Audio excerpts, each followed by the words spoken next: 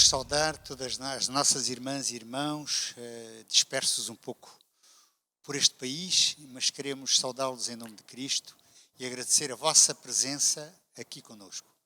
Estamos reunidos para uma recapitulação da lição, a 14ª lição, o que não é muito comum, diga-se de passagem, num trimestre, porque habitualmente só temos 13. No entanto, é-nos permitido ter um estudo um bocadinho mais aprofundado, ligeiramente diferente, e vamos aproveitar este tempo para poder estudar a Palavra de Deus. Hoje temos entre nós uma convidada, a nossa irmã Filomena Jones, que é uma irmã da nossa igreja, participante da nossa igreja, ativa, vice-diretora da Escola Sabatina, uma pessoa muito ativa e muito empenhada no seu ministério para com a igreja e que também, estudante da Bíblia, gosta de estudar e por isso vai nos ajudar a percebermos melhor esta 14ª lição. A nossa irmã Filomena Jones, como já disse, e agora vamos tentar que todos possamos chegar a uma conclusão concreta do que é a lição, a 14ª lição, que tem como título Efésios no coração. Para iniciarmos, vamos começar com uma pequenina ilustração. Aliás, vem na própria lição. Se calhar nem todos tivemos a oportunidade de estar em Londres. E quando nós vamos a Londres, há alguns monumentos que são típicos. Um é o Big Ben. O Big Ben o que é? É o relógio mundial. É o que dita o horário, as horas em todo o mundo. O fuso horário é baseado no Big Ben, na hora de Londres. Portanto, é um marco mundial. Também temos a ponte, aquela ponte elevatória de Londres, todos conhecem também. Temos uma série de museus, mas há um elemento que aparentemente serve apenas para distração, mas que tem um valor muito grande, que é uma roda, a chamada Olho de Londres. Portanto, é uma roda que vai rodando de forma lenta e permite que todos aqueles que estão dentro de bancos possam ter uma vista panorâmica de Londres fora do comum. E conseguem ver alguns dos melhores locais mais emblemáticos de Londres. Esta epístola de Paulo aos Efésios parece ser um olho, mas da parte de Deus, olhando para cada um de nós. Penso que todos nós tivemos um grande privilégio em poder estudar toda esta epístola de forma muito concreta. E nós poderíamos já visar mais ou menos algum vislumbre diferente aplicável a cada um de nós, mesmo não sendo Éfesos e não termos vivido na altura em que Paulo escreve estas epístolas. Mesmo assim, a mensagem que foi dirigida aos outros é para cada um de nós. Por isso, deveríamos todos olhar, como disse o nosso irmão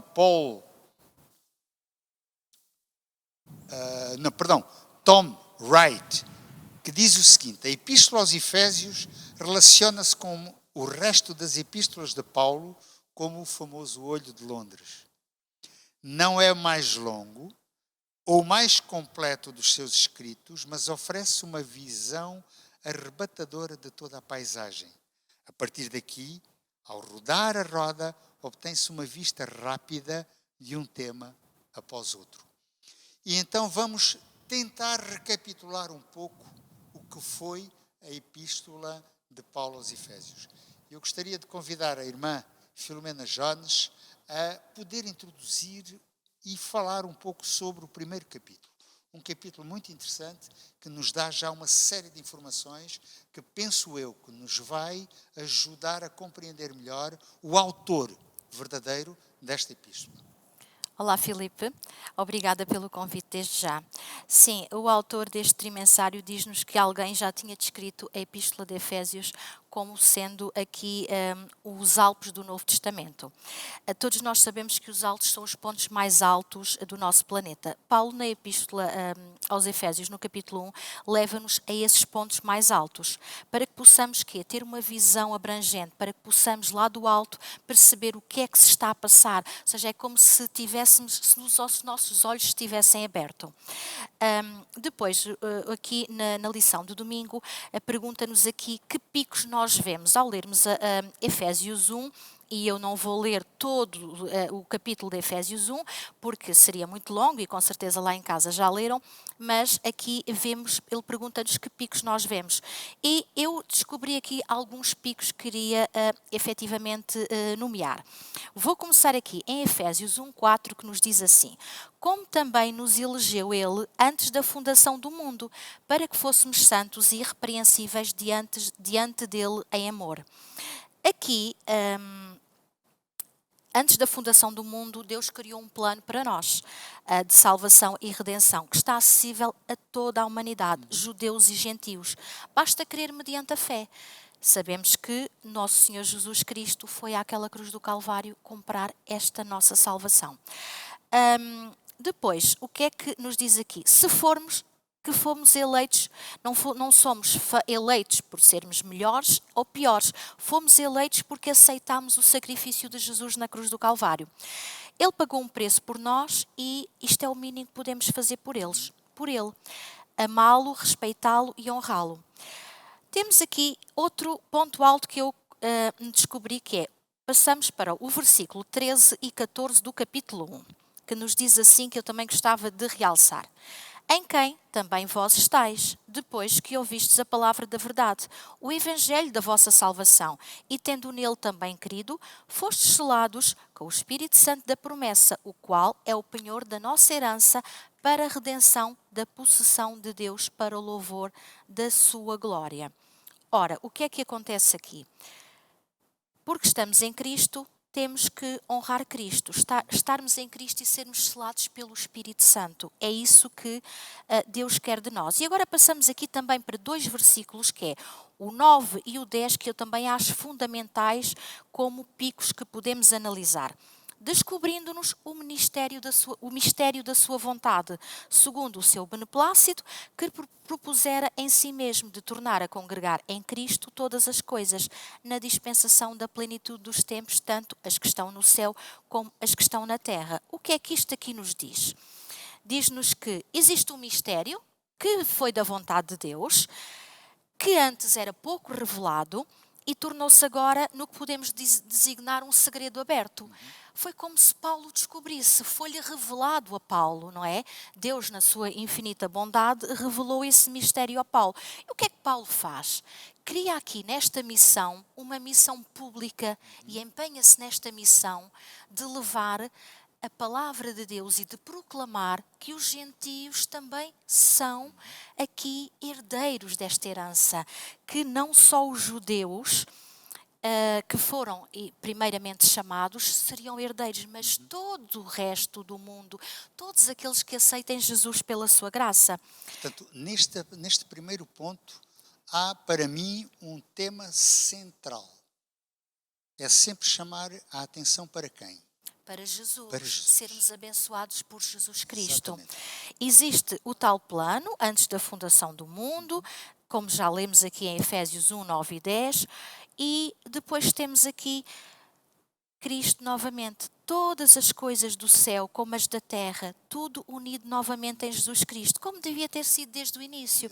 Desde o início havia um plano, mas como Deus já sabia que possivelmente haveria o pecado e que poderia esse plano não correr tão bem por causa dos seres que Deus criou, que poderiam ter o livre-arbítrio e que poderiam vir a fazer outra escolha, então aqui Deus dá-nos um plano B, dá-nos a oportunidade de termos a salvação através de Jesus. Depois, Paulo dirige-nos aqui para uma atenção, e é como o Filipe disse, sempre na posição de Jesus Cristo.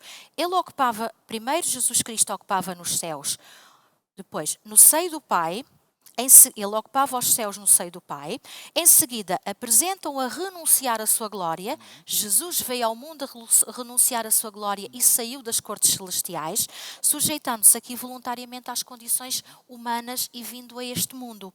Assumindo aqui a responsabilidade de servo, todos nós sabemos que Jesus foi servo enquanto esteve neste mundo, ele serviu, não veio para ser servido, e é de facto aqui o sermos abençoados em Cristo, é exatamente o aceitarmos como Ele sendo o centro da nossa vida e aqui o nosso Salvador. E este primeiro capítulo termina depois com uma oração feita por o apóstolo Termina, Paulo. sim, senhora Filipe. Termina sim. Deixa-me então aqui dizer-te, Paulo deseja que os crentes de Éfeso possam experimentar a salvação de Jesus, a salvação que veio de Deus, que veio de graça para nós. Houve alguém que se disponibilizou para naquela cruz do Calvário sofrer por nós. E depois Paulo enfatiza aqui que aponta aos Efésios, aponta-lhes para cima, onde Jesus está sentado à direita do Pai e todas as coisas lhe são sujeitas, não só neste mundo, mas nos séculos vindouros. Ele é a cabeça da igreja, ele é o guia orientador, ele é o Espírito Santo para avançarmos para a nossa missão. Jesus é tudo. É interessante como o apóstolo Paulo faz aqui, logo de entrada, para mim, duas mensagens específicas. Uma que é para mim, e outra que é para nós. Exatamente, okay? Correto. Ele nunca procura afastar, seja quem for, que queira aceitar aquilo que já é oferecido por Deus. Porque todos nós, como disseste muito bem, já fomos escolhidos antes da fundação do mundo. Correto. Okay? E entramos então agora no segundo capítulo. Nós temos sim. 6 capítulos para recapitular. Correto, exatamente. Entramos no segundo capítulo. Este segundo capítulo é muito interessante para mim. Os versos-chave são o verso 8 e 9, que diz o seguinte: pois é pela graça que sois salvos por meio da fé. E isto não vem de vós, Exatamente. é dom de Deus, não das obras para que ninguém se glorie. O que o apóstolo Paulo quer aqui dizer de uma forma muito clara? Ele quer dizer, meus amigos, já sabem que Deus tem um plano B para nos poder resgatar, apesar da vontade de cada um de nós, de querer ou não ser salvo. No entanto, esta oferta é dada a cada um de nós. E por ser dado, não há necessidade de pagamento nenhum. Correto, é isso mesmo. A única coisa é opção, decisão. O que é que tu queres fazer? O que é que tu, Filipe, queres fazer? Aceitas ou não aceitas? Eu aceito, mas penso que preciso de dar mais qualquer coisa a Deus porque... Mas Deus é assim limitado. Ele é omnipresente, omnipotente. Portanto, nada pode ser, digamos, limitado ao nosso Deus. Ele faz de uma forma muito simples, segundo o que o apóstolo Paulo nos quer ensinar. Ele faz-nos porque nos ama. Exatamente. E este amor é que vai fazer com que nós, de graça, recebamos aquilo que Ele nos quer dar. E a partir do momento que cada um toma a sua opção, pronto, assume-a e depois vive-a também. Correto. Que é isso que é preciso, não é? Portanto, é interessante porque o apóstolo Paulo mostra aqui que somos vivificados em Cristo. Correto. Somos erguidos para os céus em Cristo. Por isso Ele também ascendeu. Ok? Sim. Somos vivificados, ou seja, temos a vida porque Jesus ressuscitou e assim nós também poderemos ser. Somos, portanto, erguidos em Cristo pela ressurreição também. E uma vez no céu, o que é que nós vamos conseguir fazer? Vamos conseguir conviver com Cristo de uma forma mais direta. Eu penso que todos nós ambicionamos, mais cedo ou mais tarde, desde que comecemos a estudar um pouco esta matéria, todos nós ambicionamos um dia ver o nosso amado Jesus.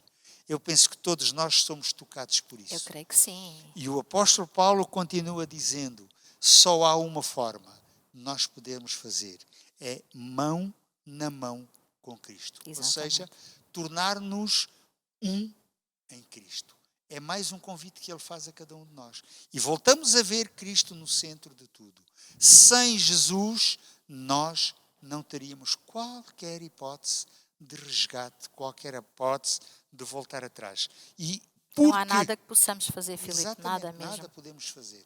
Gosto muito do texto também de Efésios, capítulo 2, versículos 19 a 22, onde o apóstolo Paulo diz o seguinte: assim, já não somos estrangeiros nem forasteiros, mas concidadãos dos santos e da família de Deus. Somos edificados sobre o fundamento dos apóstolos e dos profetas, ou seja, sobre aquele que também vivificou os profetas e os apóstolos, sendo o próprio Cristo Jesus a principal pedra angular.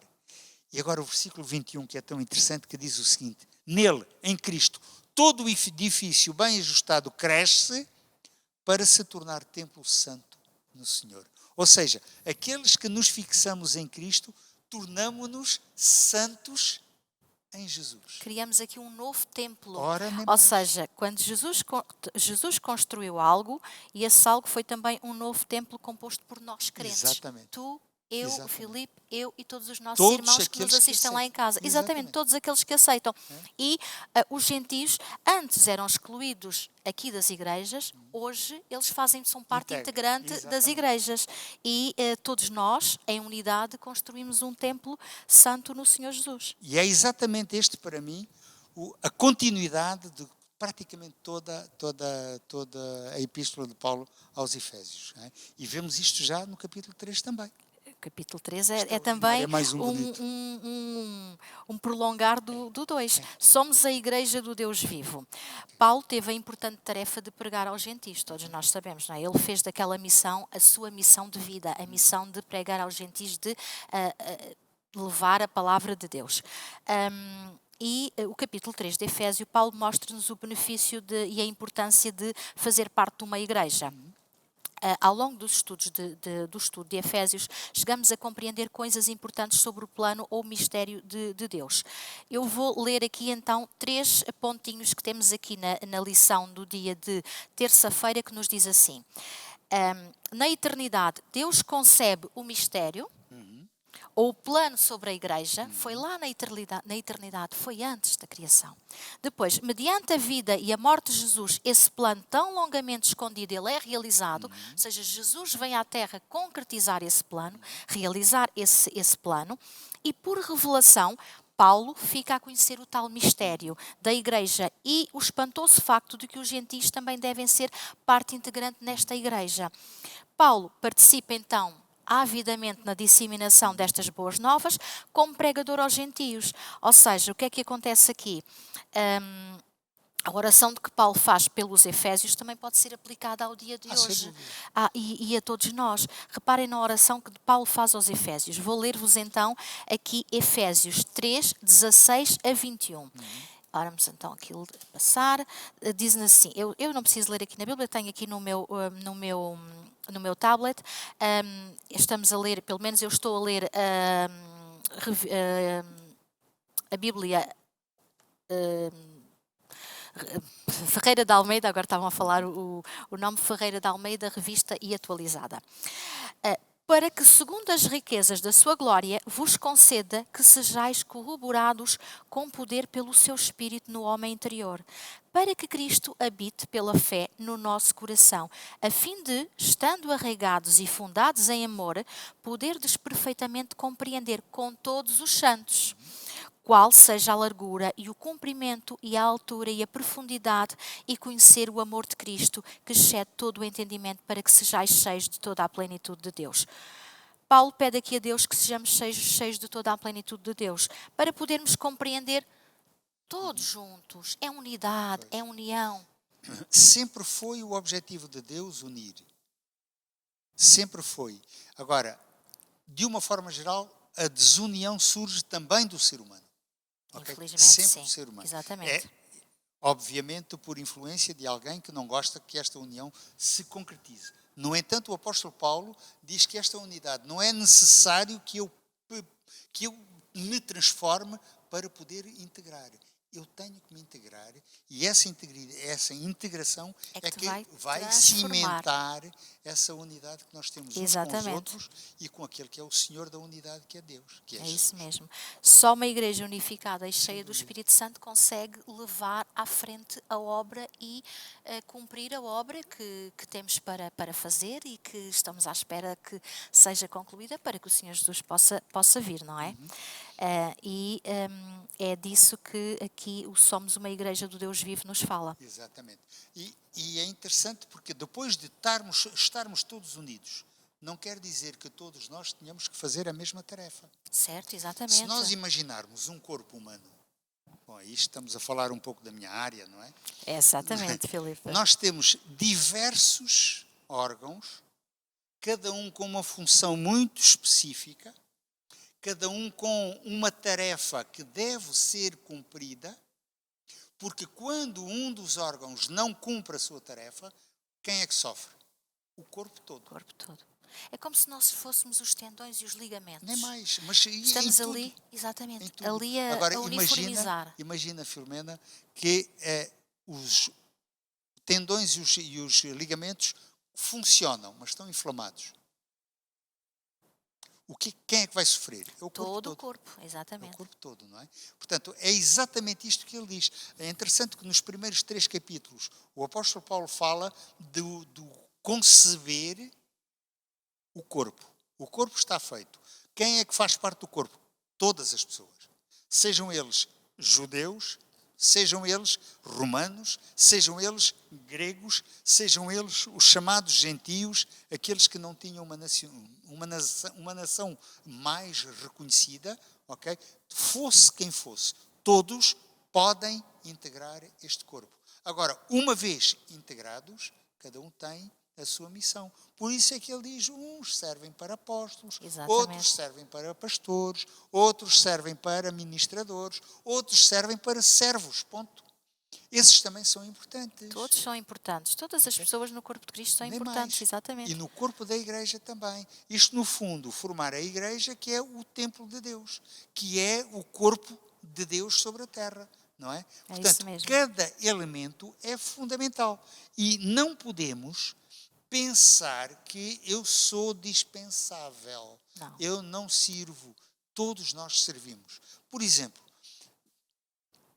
numa sociedade, nós precisamos, por exemplo, eu respeito imenso as pessoas que recolhem o lixo. Claro que sim. Imaginemos o que seria se não tivéssemos pessoas a trabalhar dentro dessa área. E eu respeito imenso a tua atividade, Filipe. Médico, salvar vidas.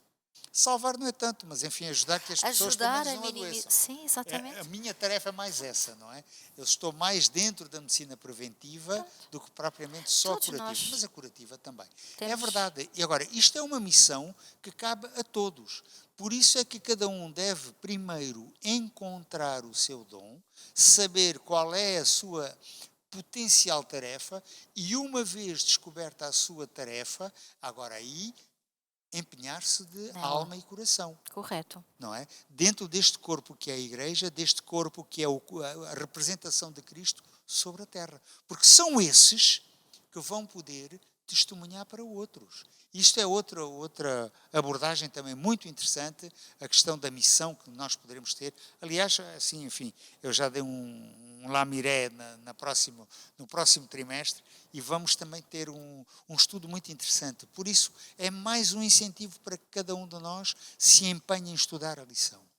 E aproveito a oportunidade para dizer, retirem algum tempo todos os dias para poderem estudar, meditar um bocadinho sobre a palavra de Deus. E o melhor método que nós podemos encontrar é este, é o da escola sabatina. Portanto, é mesmo uma escola onde cada um de nós não é só aluno, mas também pode ser professor. Que Deus permita que nós não percamos tempo com outras coisas, não é? E o apóstolo Paulo diz que isto tudo tem um objetivo só. Conseguir ser luz onde nós estamos e refletir a luz de Cristo para aqueles que nos rodeiam. E esta missão, se for vivida como deve ser, nós conseguiremos... É uma bênção para os outros. E conseguiremos aplicar aquilo que o apóstolo Paulo diz, E os conselhos que ele nos dá a partir do versículo 25 em diante até o versículo 31 do mesmo capítulo 4. Deixai a mentira, falai a verdade, que é o oposto. Cada um com o seu próximo, pois somos membros uns dos outros. Mais uma vez a unidade. Irai-vos, mas não pequeis. Como é que eu posso pecar irando? Respondendo com ira também. Eu posso estar perturbado com a ira de alguém outro. Não precisa de responder da mesma forma. E se calhar desta forma poderei mostrar que Cristo está em mim. Será que é isso que eu faço? Isso é outra questão, não é aqui que está bem em causa, não é? Irai-vos e não pequeis, não se ponha o sol sobre a vossa ira, o versículo 26, e não deis lugar ao diabo. 5 palavras, 1, 2, 3, 6 palavrinhas que dizem tudo.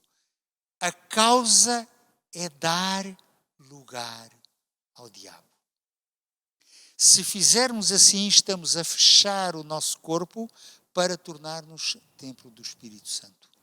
E continua o apóstolo Paulo já agora, sim. desculpa lá. Não faz mal. Aquele que furtava, não furte, antes trabalhe. Exatamente. Fazendo com as mãos o que é bom, para que tenha o que repartir com os outros. Não saia da vossa palavra nenhuma palavra, na vossa boca, nenhuma palavra torpe, mas só a que for boa para promover a edificação. Voltamos ao mesmo, sempre edificar um fundamento, algo que possa resplender, refletir O brilho de Jesus. O brilho de Cristo, exatamente. Eu ia aqui só acrescentar uma coisa que achei também muito interessante aqui em Efésios 4:13, que diz assim: qual é o objetivo de não furtar, de não dizer palavra torta? É até que todos cheguemos à unidade da fé e ao conhecimento do Filho de Deus, a varão perfeito, à medida da estatura completa de Cristo. Efésios 4:13 a 15. Este é o propósito. Exatamente. E eu ia falar nisso. Certo, mas ainda bem que já falaste, porque isto também ajuda muito, não é? Agora, o versículo 30 também, para isso, me parece muito importante. Não entristeçais o Espírito Santo de Deus, pois nós somos selados para a redenção. É Ele que nos escolhe, é Ele que nos põe o selo. E o entristecer o Espírito Santo é dizer aquilo que o apóstolo Paulo diz para não fazermos. Mentira, certo. Falsidade, negação, parecer, mas não ser. E o que o apóstolo Paulo quer com isto? É que cada um de nós cresça de forma, firme, conseguida, regular, progressiva, sempre indo para um objetivo. Olhar para Cristo, o nosso autor e consumador da nossa fé. E entramos então no capítulo 5. Entramos, sim, Filipe. Somos receptores e doadores de graça. Pegando aí no gancho que estavas a dizer que o apóstolo Paulo nos leva a que as nossas ações possam ser para edificação, para construção, para almejar algo melhor, para atingirmos a perfeição de Cristo. Aqui em Efésios 5, 8 a 10 diz-nos assim: os crentes devem desviar-se das trevas do seu passado e andar como filhos da luz, imitando o amor do Pai. Mais uma vez, Paulo avisa-nos para nos desviarmos das obras infrutuosas, aquelas obras que não nos fazem crescer.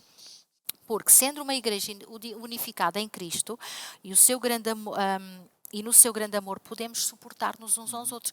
E todos nós sabemos que, infelizmente, nós somos falhos. Nós falhamos, não é? Mas temos que ter este amor para com o próximo. E o próximo não é só aquele que está lá na mercearia a vender o detergente. O próximo somos todos. E é também aquele que está no lar.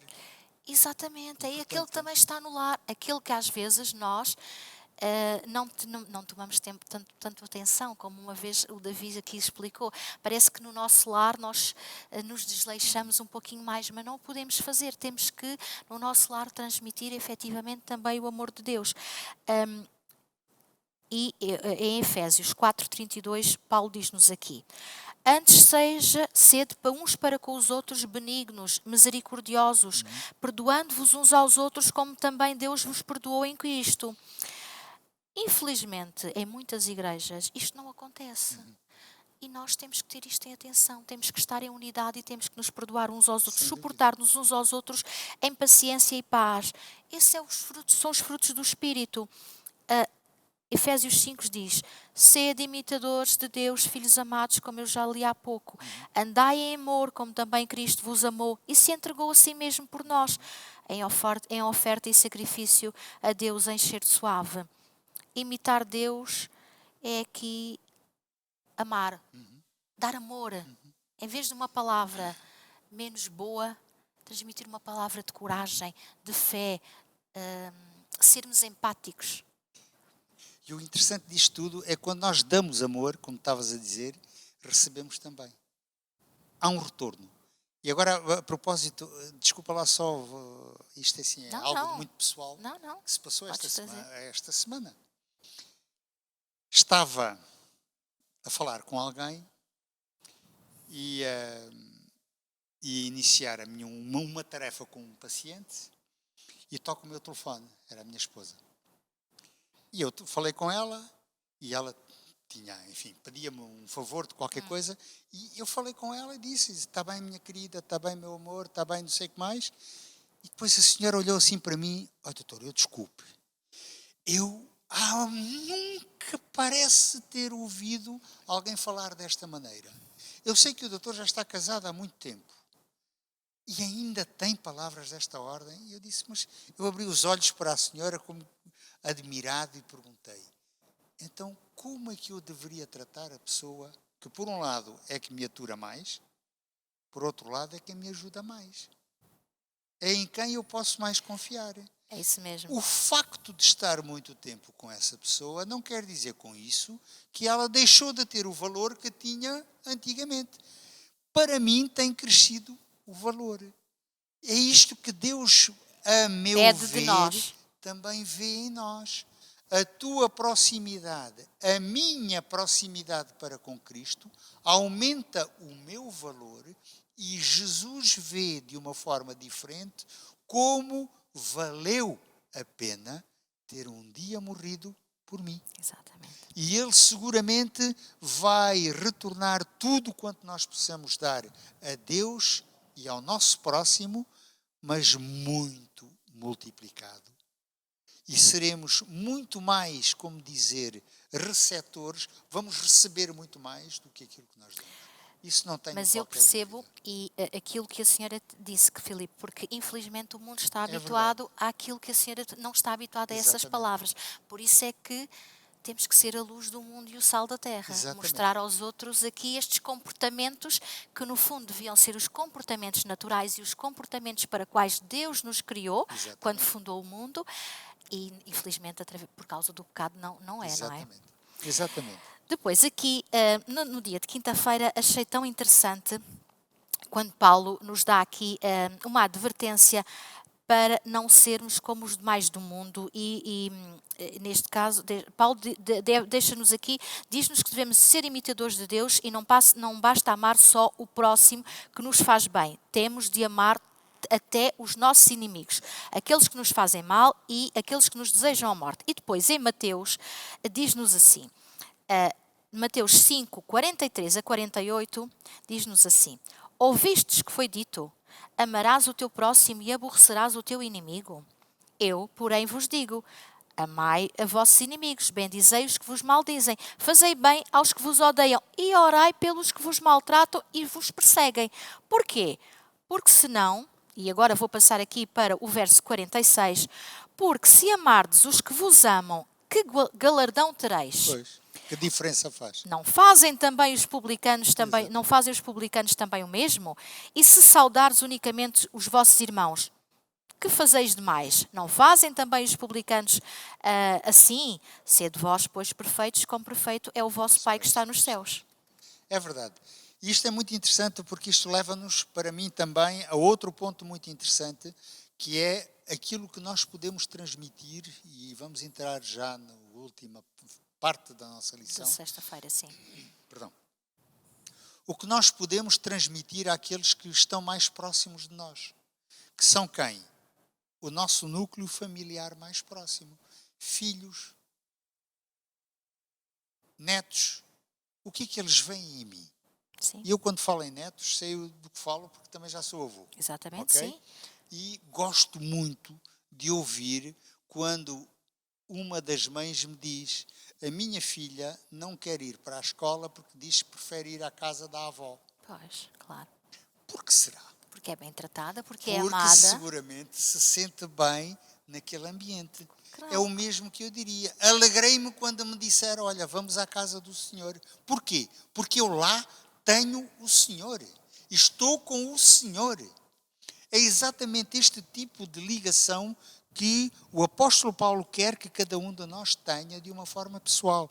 E ele começa por falar a questão dos filhos, aos filhos, como Sim. devem ser obedientes, e quando fala filhos, fala de descendentes, toda a descendência.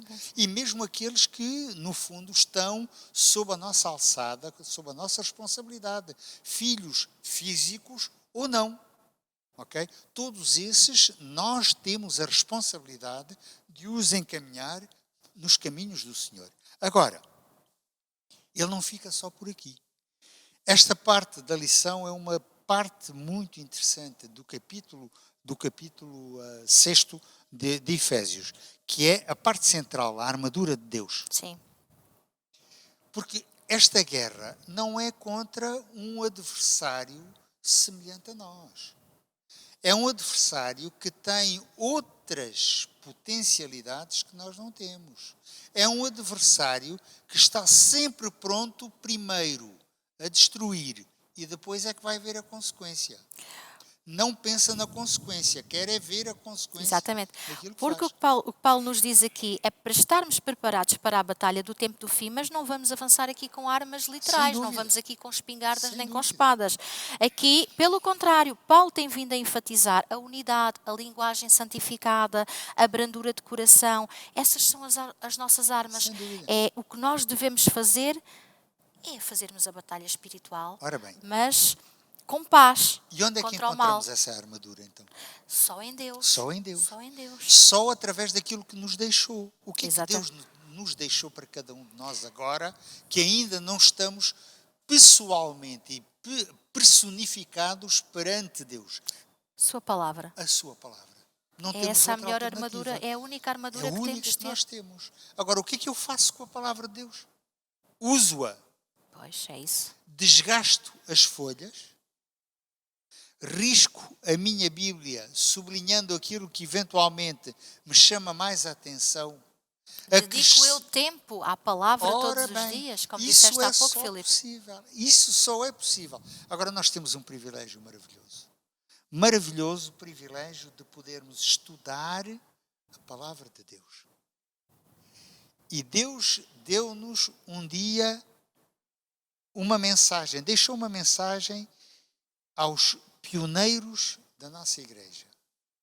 A melhor maneira de nós estudarmos a Bíblia, e já o dissemos aqui, é fazê-lo de uma forma regular, constante, orientada, mas cada um de nós deve dispor de tempo para tal.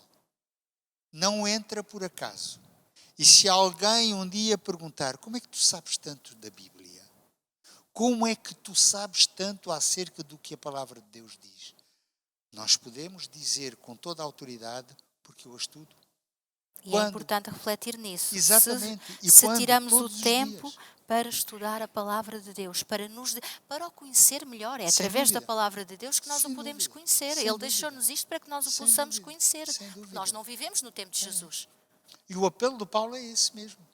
O apelo de Paulo é que cada um de nós seja um estudante ativo da palavra de Deus.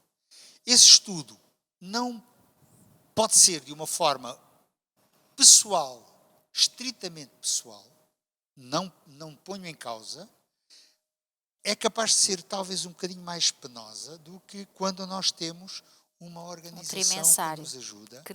Nós temos uma forma orientada de estudo. Porque a Bíblia, como diz o profeta Jeremias, se não me engano, deve ser estudada um pouco aqui, um pouco ali.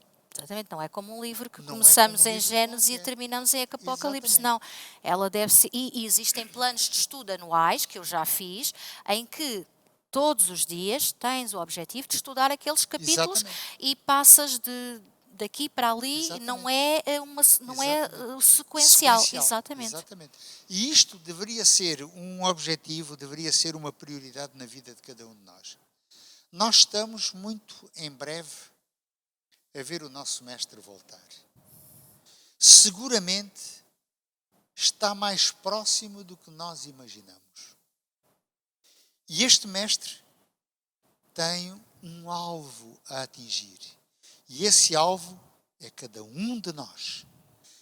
Aponto àqueles que nos seguem, àqueles que nos ouvem.